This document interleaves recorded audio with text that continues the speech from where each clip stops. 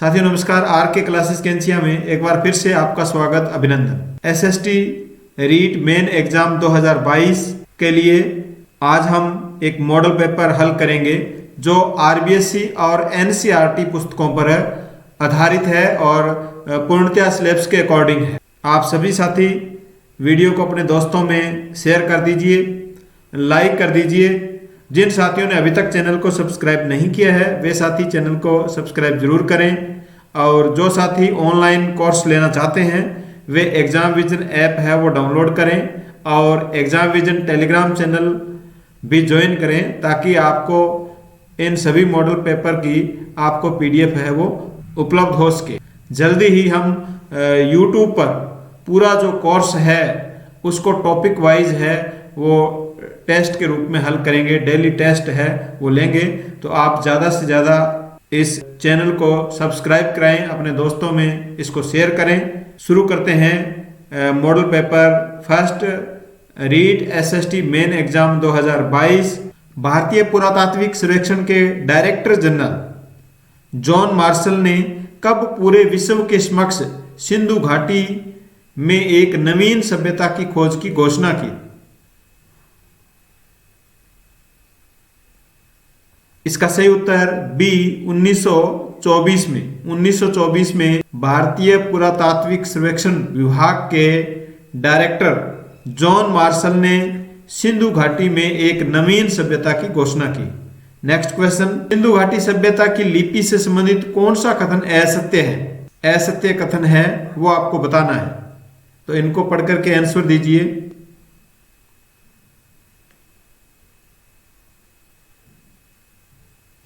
इसका सही उत्तर डी, इस लिपि को पढ़ने में सफलता प्राप्त हुई। तो ये कथन असत्य है, क्योंकि अभी तक इस लिपि को पढ़ने में सफलता प्राप्त नहीं हुई है। सबसे लंबे अभिलेख में लगभग 26 चिन्ह है, ये सही है। सिंधु घाटी सभ्यता की लिपि के संबंध में लिपि दाएं से बाएं ओर लिखी जाती थी, दाएं से बाएं ओर लिखी जाती थी। चिन्हों की संख्या 375 से 400 के बीच है।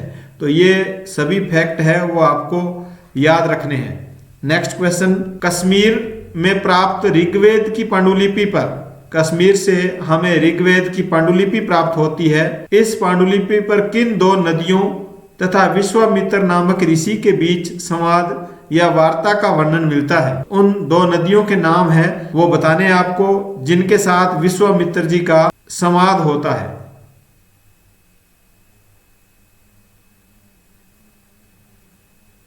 इसका सही उत्तर बी, सतलुज व व्यास। ऋग्वेद की पांडुलिपि में सतलुज व व्यास नदी का उल्लेख है वो मिलता है। नेक्स्ट क्वेश्चन, वेद मंत्रों का अभिप्राय व विनियोग की विधि का संकलन किसमें है? वेद जो मंत्र है उनका अभिप्राय और विनियोग की जो विधि है उसका संकलन किसमें किया गया है?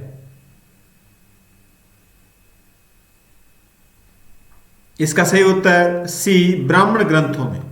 नेक्स्ट क्वेश्चन, बुद्ध द्वारा अपने 5 साथियों को ज्ञान की धर्म के रूप में दी गई दीक्षा बौद्ध साहित्य में क्या कहलाई? महात्मा बुद्ध के द्वारा अपने 5 साथियों को ज्ञान के रूप में जो धर्म की दीक्षा दी गई थी वह बौद्ध साहित्य में क्या कहलाती है?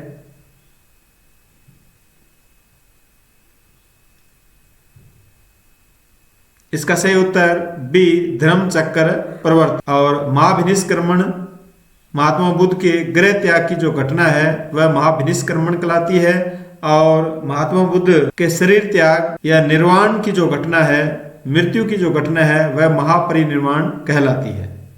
नेक्स्ट क्वेश्चन, महात्मा बुद्ध के द्वारा दिए गए प्रथम उपदेश की स्मृति में कहां पर स्तूप का निर्माण करवाया गया?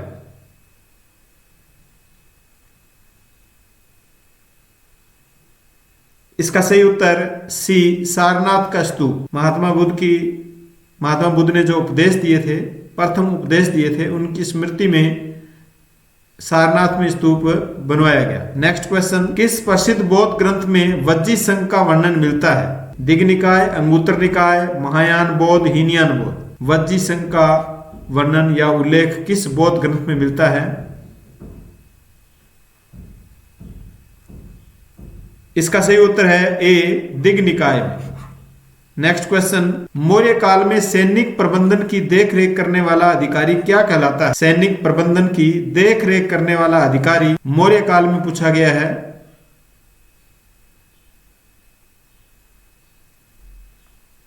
इसका सही उत्तर सी, अंतपाल। मौर्य काल में सैनिक प्रबंधन की देखभाल करने वाला जो अधिकारी है वह अंतपाल कहलाता था। नेक्स्ट क्वेश्चन, किस शिलालेख के अनुसार अशोक ने बुद्ध के तीर्थनों में अपनी आस्था प्रकट की? महात्मा बुद्ध के जो तीर्थन है उसमें अशोक ने आस्था प्रकट की। इसका उल्लेख उनके किस शिलालेख से हमें प्राप्त होता है?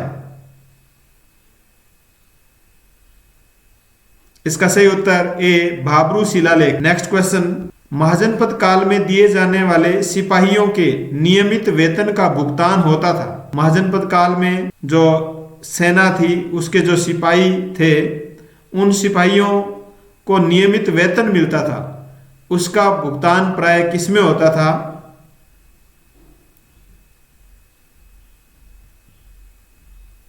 इसका सही उत्तर सी, आहत नाम के जो सिक्के थे, आहत सिक्के, पंचमारक सिक्के, इनके द्वारा महाजनपद काल में सिपाहियों को नियमित वेतन का भुगतान है वो किया जाता था। नेक्स्ट क्वेश्चन, चंद्रगुप्त मौर्य की पत्नी का क्या नाम था जो विदिशा की राजकुमारी थी? चंद्रगुप्त मौर्य की पत्नी का नाम,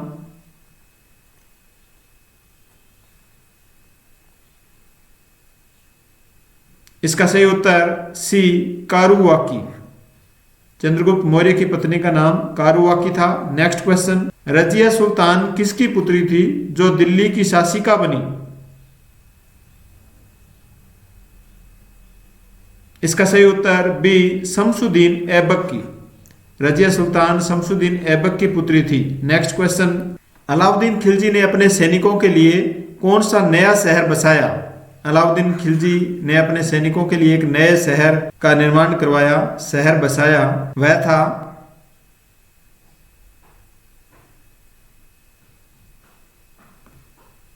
अलाउद्दीन खिलजी ने अपने सैनिकों के लिए कौन सा नया शहर बसाया?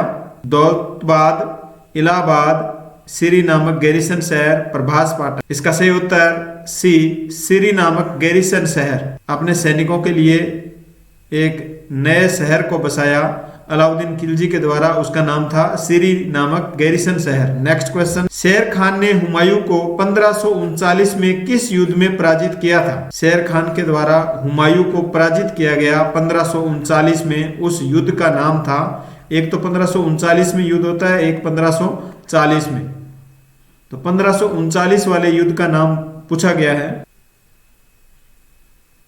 इसका सही उत्तर डी, चौसा का युद्ध। चौसा का युद्ध 1539 में और कनौज का युद्ध 1540 में होता है।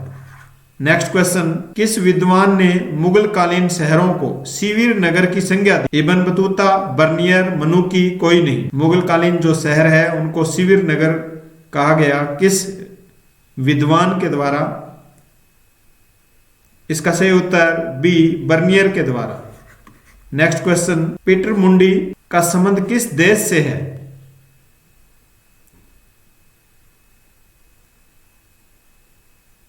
इसका सही उत्तर सी, इंग्लैंड से। पीटर मुंडी का संबंध इंग्लैंड से है। नेक्स्ट क्वेश्चन, मुस्लिम लीग द्वारा प्रत्यक्ष कार्रवाई दिवस मनाने का दिवस है वो कब घोषित किया गया?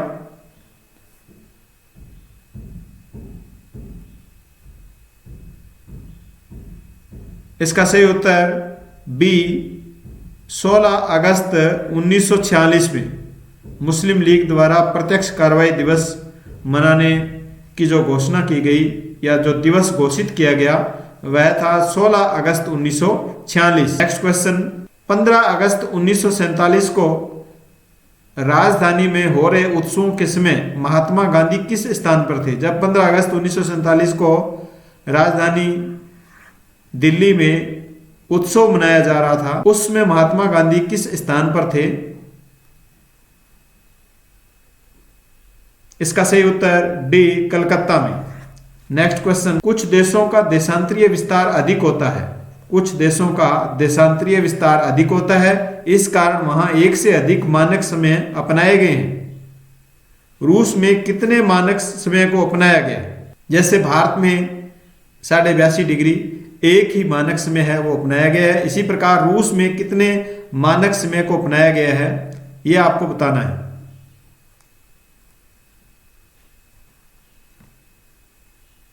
इसका सही उत्तर बी 11 मानक समय। अलग अलग जो क्षेत्र है उनमें अलग अलग जो मानक समय है वो अपनाए गए हैं और उनकी संख्या है 11। नेक्स्ट क्वेश्चन, प्रशांत महासागर में स्थित टोंगा द्वीप एवं हिंद महासागर में स्थित मॉरिशस द्वीप निम्न में से किस अक्षांश पर स्थित है? दोनों एक ही अक्षांश पर स्थित है। इसका सही उत्तर D 21 degree 11 minute 21 degree 11 minute अक्षांश पर स्थित है। टोंगा द्वीप प्रशांत महासागर में और हिंद महासागर में मॉरिशस द्वीप। नेक्स्ट क्वेश्चन, निम्नलिखित कथनों पर विचार कीजिए। वायुमंडल में कार्बन डाइऑक्साइड ऑक्सीजन की अपेक्षा अधिक ऊंचाई पर पाई जाती है। कार्बन डाइऑक्साइड जो गैस है वह ऑक्सीजन की अपेक्षा अधिक ऊंचाई पर पाई जाती है। कार्बन डाइऑक्साइड सौर विकिरण के लिए पारदर्शी तथा पार्थिव विकिरण के लिए अपारदर्शी है। इसमें आपको बताना है कौन सा कथन सत्य है।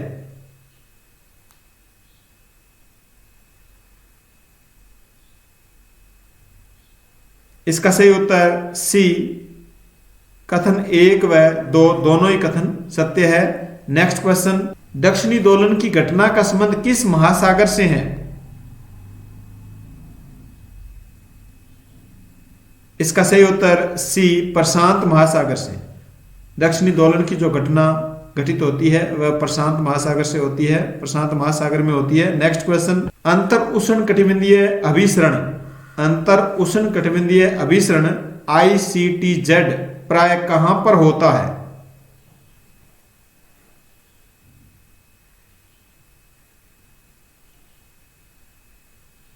इसका सही उत्तर सी मकर रेखा के निकट। नेक्स्ट क्वेश्चन, निम्नलिखित में से कौन से कारक महासागरीय जल के तापमान वितरण को प्रभावित करते हैं? महासागरीय जल के तापमान वितरण को कौन से कारक है वो प्रभावित करते हैं ये आपको बताना है।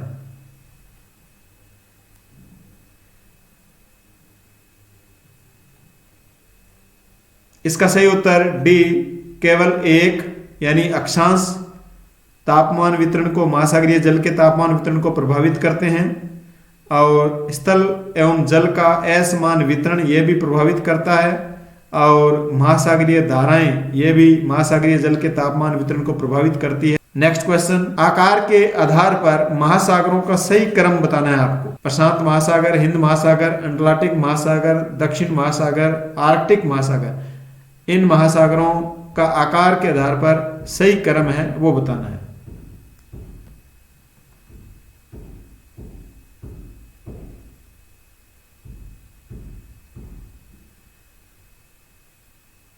इसका सही उत्तर डी सबसे पहले प्रशांत महासागर, उसके बाद में अटलांटिक महासागर और फिर है हिंद महासागर 3 नंबर पर और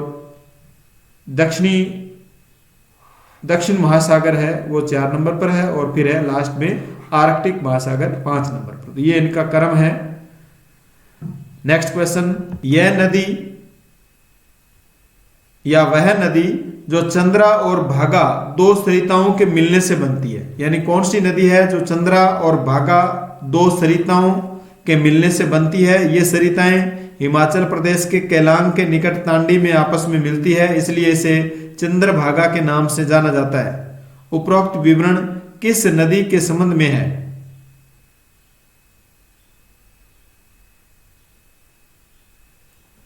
इसका सही उत्तर बी चेनाब नदी।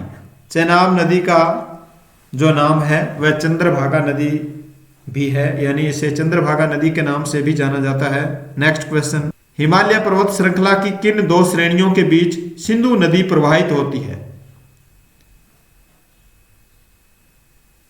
रीट मेन एग्जाम की तैयारी करने वाले सभी साथी हैं वो किसी गाइड के चक्कर में नहीं पड़े, आपको सिर्फ एनसीईआरटी किताबें हैं वो पढ़नी है और आरबीएससी के जो क्वेश्चन हैं, जो आपने क्वेश्चन पहले बना रखे हैं, नोट्स बना रखे हैं, वो आप पढ़िए, लेकिन एनसीईआरटी की किताबें आप जरूर पढ़िए। यदि एग्जाम में आपको सफलता प्राप्त करनी है, यदि आपको सीट पक्की करनी है, किसी भी नोट्स के चक्कर में नहीं रहें। एग्जामिनेशन ऐप पर हमने वन लाइनर क्वेश्चन उपलब्ध करवाए हैं, एक भी क्वेश्चन चैप्टर से नहीं छोड़ा गया है, फिर भी आप एनसीईआरटी किताब है वो हमारे शेड्यूल के अनुसार आप जरूर पढ़ें, तो आपको आपकी सफलता की मैं गारंटी लेता हूं। यदि आप वन लाइनर क्वेश्चन पढ़ेंगे, एनसीईआरटी किताब पढ़ेंगे और टेस्ट हल करेंगे, ये तीनों प्रक्रिया आप अपनाएंगे तो इसका आंसर दीजिए। हिमालय पर्वत श्रृंखला की किन दो श्रेणियों के बीच सिंधु नदी है वो प्रवाहित होती है? इसका सही उत्तर डी, लद्दाख और जास्कर पर्वत श्रेणियां। इन पर्वत श्रेणियों के बीच में सिंधु नदी प्रवाहित होती है। नेक्स्ट क्वेश्चन, भारत का नवीनतम 18वां पन्ना जीव मंडल निश्चय की स्थापना कब की गई? 18वां जो नवीनतम जीव मंडल निश्चय है उसका नाम है पन्ना, मध्य प्रदेश में। इसकी स्थापना है वो कब की गई? इसका सही उत्तर सी, 25 अगस्त 2011 में। नेक्स्ट क्वेश्चन, विश्व में सबसे अधिक बिकने वाली कैंसर की औषधि के लिए टक्सोल नामक रसायन है वो किससे निकाला जाता है? कैंसर औषधि के लिए टक्सोल नामक रसायन है वो निकाला जाता है हिमालयन ओक से, हिमालयन यव से, सागवान से, एम्बिलिका राइजोब से। टक्सोल नामक रसायन, इसका सही उत्तर बी, हिमालयन यव से टक्सोल नामक रसायन निकाला जाता है जिससे कैंसर की औषधि का निर्माण है वो किया जाता है। नेक्स्ट क्वेश्चन, भूदान आंदोलन की शुरुआत एक गांव पांचपली गांव में हुई, यह गांव किस राज्य में है?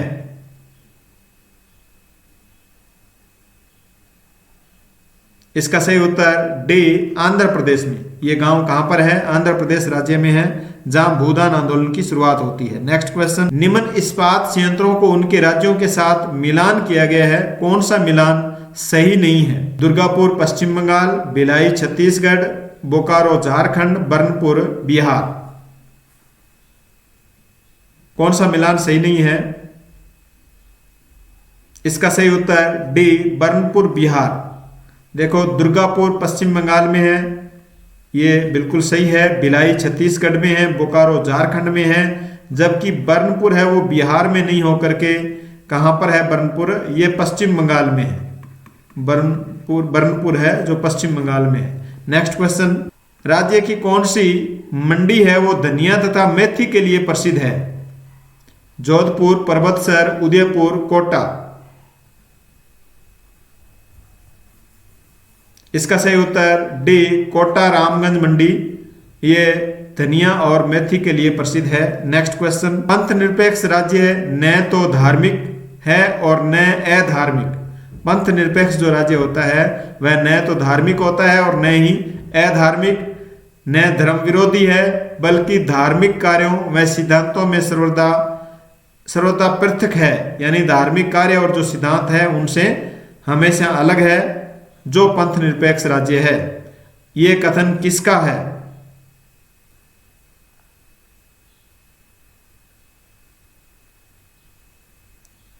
इसका सही उत्तर डी, श्री वेंकटरमन का ये कथन है पंथ निरपेक्ष राज्य के संबंध में। नेक्स्ट क्वेश्चन, उद्देश्य प्रस्ताव में कौन कौन से बिंदु शामिल है? उद्देश्य प्रस्ताव जो पेश किया गया उसमें कौन कौन से बिंदु है वो शामिल किए गए हैं, ये आपको आंसर देना है।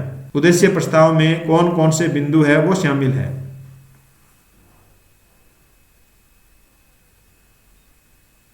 इसका सही उत्तर डी, उपरोक्त सभी। यानी उद्देश्य प्रस्ताव में लिखा गया है भारत एक स्वतंत्र संप्रभु गणराज्य है, संघ की इकाइयां स्वायत्त होगी और उन सभी शक्तियों का प्रयोग और कार्यों का संपादन करेगी जो संघीय सरकार को नहीं दी गई है। संप्रभु और स्वतंत्र भारत तथा इसके संविधान की समस्त शक्तियां और सत्ता का स्रोत जनता है। अल्पसंख्यकों, जनजातियों, दलित व अन्य पिछड़े वर्गों को समुचित सुरक्षा दी जाएगी। ये उद्देश्य प्रस्ताव में लिखा गया है। नेक्स्ट क्वेश्चन, भारतीय संविधान के किस भाग में राष्ट्रपति की जो संकटकालीन प्रावधान है राष्ट्रपति के, उनका वर्णन किया गया है?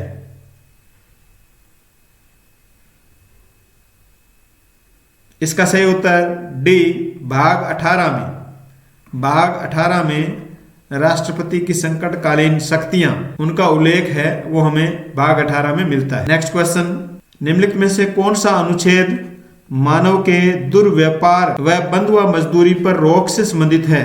अनुच्छेद 22, अनुच्छेद 23(1), अनुच्छेद 23(2), अनुच्छेद 24।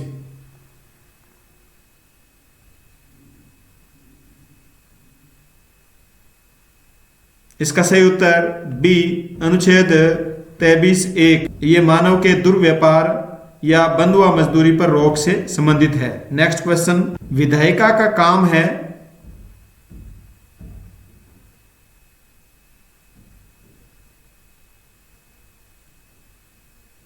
इसका सही उत्तर बी, कानूनों का निर्माण करना। विधायिका का क्या काम है? कानूनों का निर्माण करना। नेक्स्ट क्वेश्चन, दल बदल संबंधित निम्नलिखित कथनों पर विचार कीजिए। दल बदल से संबंधित कथन दिए गए हैं, इन पर विचार करना है कि इनमें से कौन से कथन है वो सही है।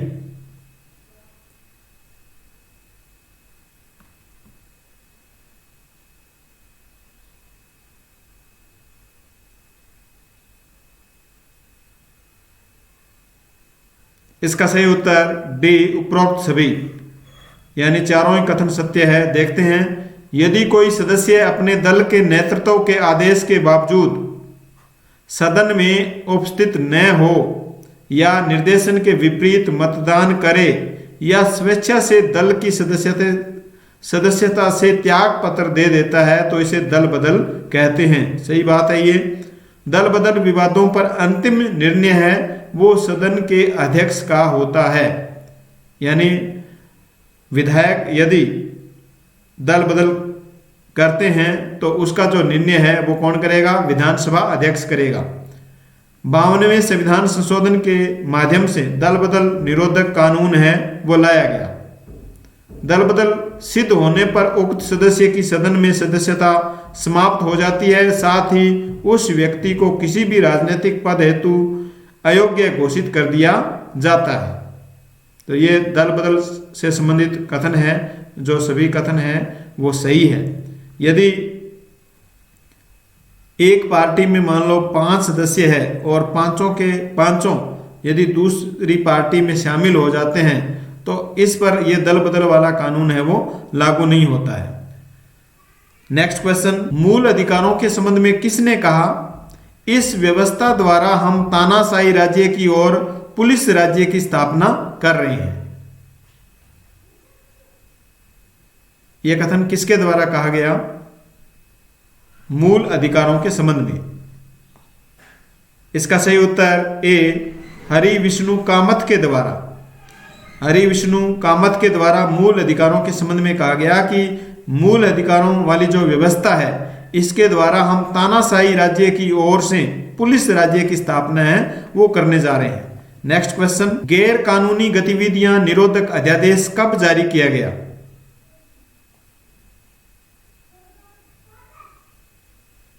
इसका सही उत्तर सी, सितंबर 2004 में। गैर कानूनी गतिविधियां निरोधक अध्यादेश है वो 2004 सितंबर 2004 में जारी किया गया। नेक्स्ट क्वेश्चन, निम्नलिखित में से कौन सा एक उच्च न्यायालय का क्षेत्राधिकार नहीं है?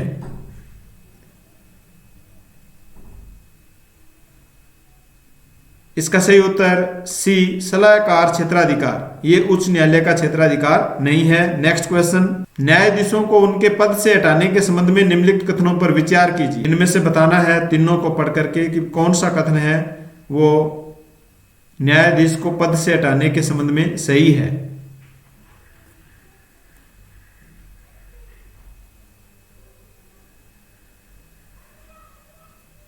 इसका सही उत्तर बी केवल 1 और 3, यानी केवल 1 और 3 कथन है वो सत्य है।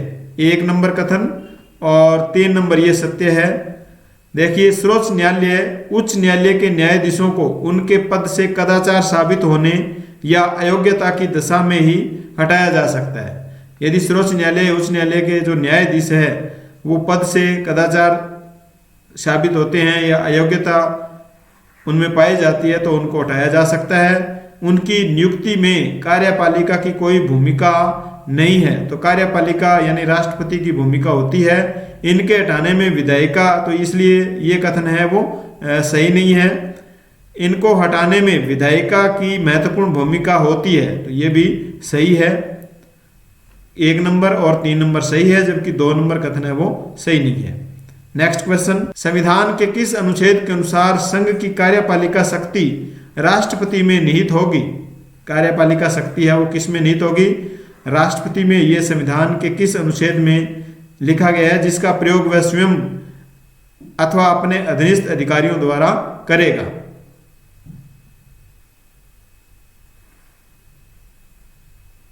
इसका सही उत्तर बी अनुच्छेद 53, कार्यपालिका शक्ति राष्ट्रपति में निहित होगी। ये किस अनुच्छेद में लिखा गया है? अनुच्छेद 53 में। नेक्स्ट क्वेश्चन, 73वां संविधान संशोधन अधिनियम की संयुक्त प्रवर समिति के अध्यक्ष कौन थे?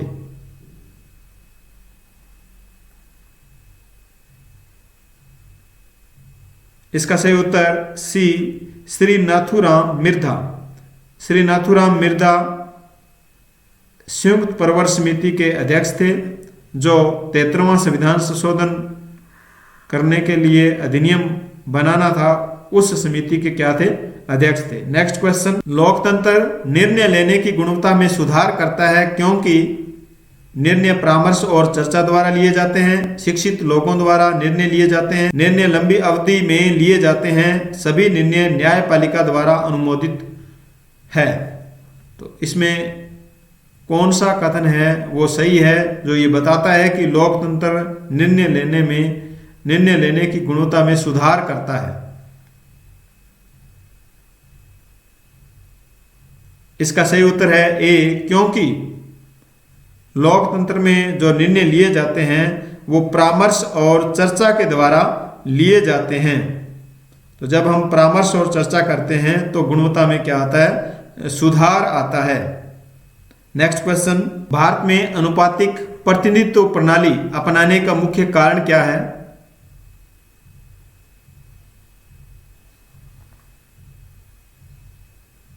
इसका सही उत्तर सी अल्पसंख्यकों को प्रतिनिधित्व देना।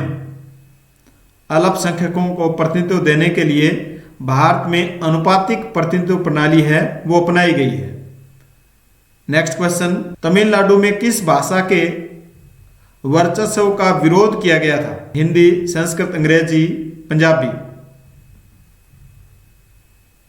इसका सही उत्तर ए हिंदी भाषा का विरोध किया गया था तमिलनाडु में। नेक्स्ट क्वेश्चन, राज्यों के अस्तित्व में आने के संदर्भ में निम्नलिखित में से कौन कौन सम्मिलित नहीं है?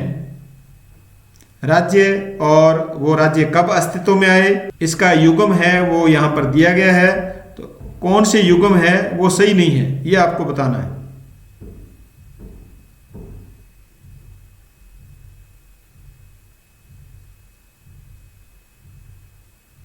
इसका सही उत्तर ए 2 और 4, यानी 2 और 4 नंबर युग्म है वो सही नहीं है। बाकी हम देखते हैं, देखो गुजरात कब अस्तित्व में आया? 1960 में। पंजाब है वो 1966 में। झारखंड है वो 2000 में। अब महाराष्ट्र है वो कब अस्तित्व में आया? महाराष्ट्र का निर्माण कब हुआ? तो ये 1 मई 1960 को यहाँ बास्ट दे रखा है, जबकि ये 60 में अस्तित्व में आता है। इसी प्रकार सिक्किम है वो यहाँ 1974 दे रखा है, तो ये 15 मई 1975 को 22वां राज्य है वो सिक्किम है वो बनता है। तो इस प्रकार ये फैक्ट है, ये सभी फैक्ट आपको याद रखने हैं। नेक्स्ट क्वेश्चन, राष्ट्रीय ग्रामीण रोजगार गारंटी अधिनियम है वो कब लागू किया गया? इसका सही उत्तर डी 2006 में। Next question, Ford Motors company किस देश की है? इसका सही उत्तर सी, अमेरिका की। फोर्ड मोटर्स जो कंपनी है ये अमेरिका की है। नेक्स्ट क्वेश्चन, प्रधानमंत्री माननीय श्री नरेंद्र मोदी ने प्रचलित 500 और 1000 के नोटों के विमुद्रीकरण की घोषणा कब की?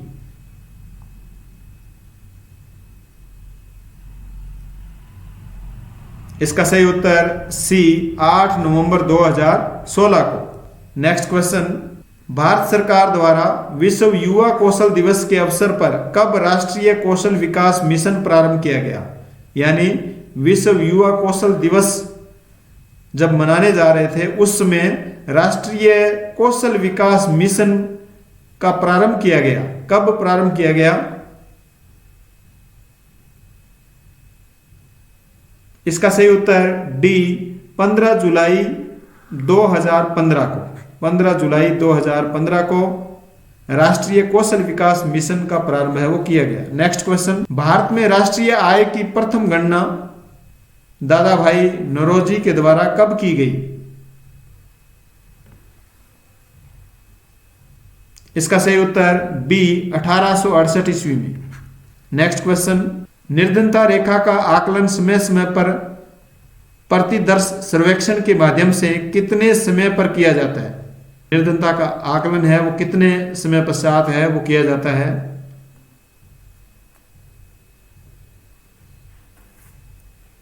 इसका सही उत्तर ए, हर 5 वर्ष बाद। हर 5 वर्ष पर यह निर्धनता का आकलन है वो किया जाता है। नेक्स्ट क्वेश्चन, वे वस्तुएं जिनसे किसी एक के प्रयोग से दूसरी वस्तु की आवश्यकता की पूर्ति की जा सकती है कहलाती है? पूरक, सामान्य, गिफिन, स्थानापन्न। वे वस्तुएं जिनसे किसी एक के प्रयोग करने से दूसरी वस्तु की आवश्यकता है उसकी पूर्ति हो जाती है। तो इसका सही उत्तर है डी, स्थानापन्न। वे वस्तुएं क्या कहलाती है? स्थानापन्न वस्तुएं कहलाती है। नेक्स्ट क्वेश्चन, निम्न में से विमुद्रीकरण का अर्थ है नकली नोटों का चलन से बाहर करना, वैधानिक मुद्रा की वैधानिकता समाप्त कर देना, मुद्रा छापना है वो बंद कर देना, उपरोक्त में से कोई नहीं। विमुद्रीकरण का अर्थ आपको बताना है।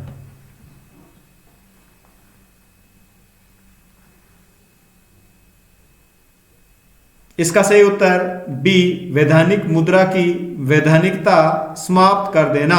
जैसे 8 नवंबर 2016 को 500 और 1000 के नोटों की जो वैधानिकता है उसको समाप्त कर दिया गया था। नेक्स्ट क्वेश्चन, उपभोक्ता संरक्षण अधिनियम की किस धारा में उपभोक्ताओं को अवरोध या अनुचित व्यापारिक व्यवहारों या अनैतिक शोषण के विरुद्ध परितोष प्राप्त करने का अधिकार दिया गया है? उपभोक्ताओं को अधिकार दिया गया है उपभोक्ता संरक्षण अधिनियम की कौन सी धारा में दिया गया है?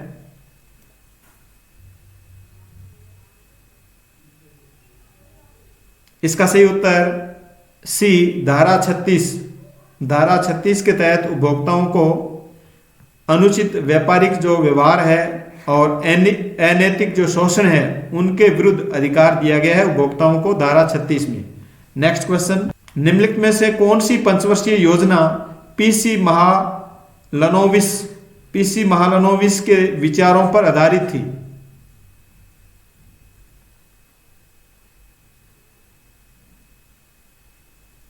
इसका सही उत्तर ए, दूसरी पंचवर्षीय योजना। नेक्स्ट क्वेश्चन, किस अधिनियम के अंतर्गत रिजर्व बैंक विदेशी व्यापार और भुगतान को सुविधाजनक बनाने के लिए कार्य करता है? किस अधिनियम के अंतर्गत रिजर्व बैंक है वो विदेशी व्यापार और भुगतान को सुविधाजनक बनाने के लिए कार्य करता है? कौन सा अधिनियम है?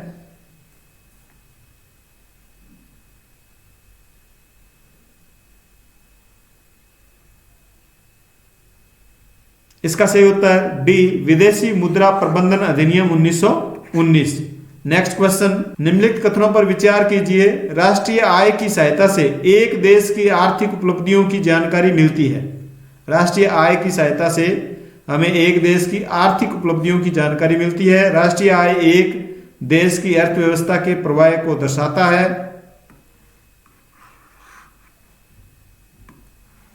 निम्नलिखित कथनों पर विचार कीजिए। राष्ट्रीय आय के संबंध में आपको ये तीनों कथन पढ़ने हैं और इनमें से बताना है भी कौन सा कथन है वो सत्य है।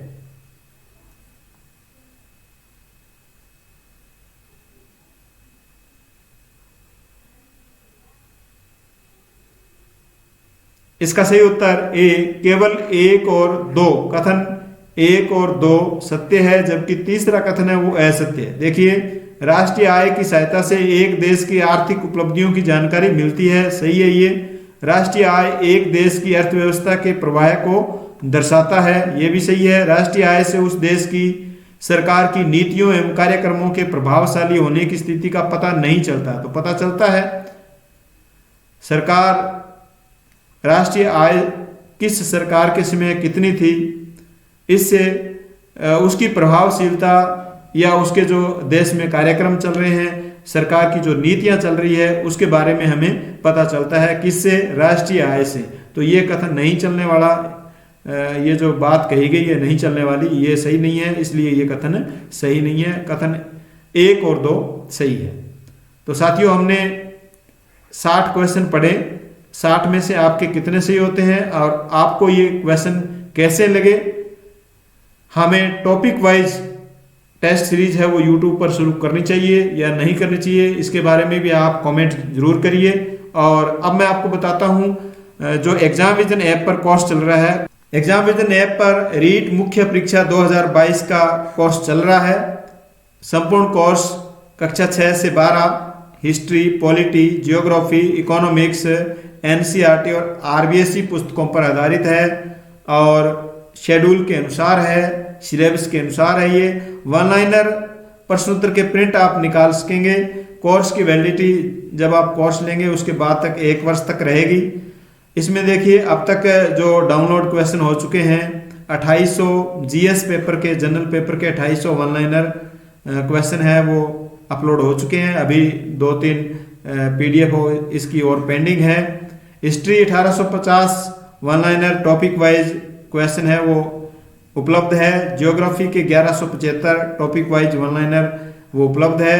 पॉलिटी के 1600 टॉपिक वाइज वन लाइनर इस कोर्स में उपलब्ध है। इकोनॉमिक्स के 920 क्वेश्चन जो कक्षा 9 से 12 की जो अर्थव्यवस्था की जो किताब है उनमें से ये क्वेश्चन बनाए गए हैं टॉपिक वाइज आपके सिलेबस के अकॉर्डिंग। और राजस्थानी भाषा के 276 वन लाइनर है वो उपलब्ध है। जो नवीनतम जो आरबीएसई हमारा राजस्थान है उनमें से, ओल्ड आरबीएसई राजस्थान अध्ययन उनमें से, और उससे भी 2010 की जो कक्षा 12 की किताब है राजस्थान में, राजस्थान का इतिहास एवं संस्कृति कक्षा 12 2010 की किताब है, उसमें से भी हमने क्वेश्चन बना करके टोटल 276 वन लाइनर। और पूर्व परीक्षा में इसमें 100 प्रश्न है वो पूर्व परीक्षा में पूछे गए प्रश्न भी इसमें शामिल है।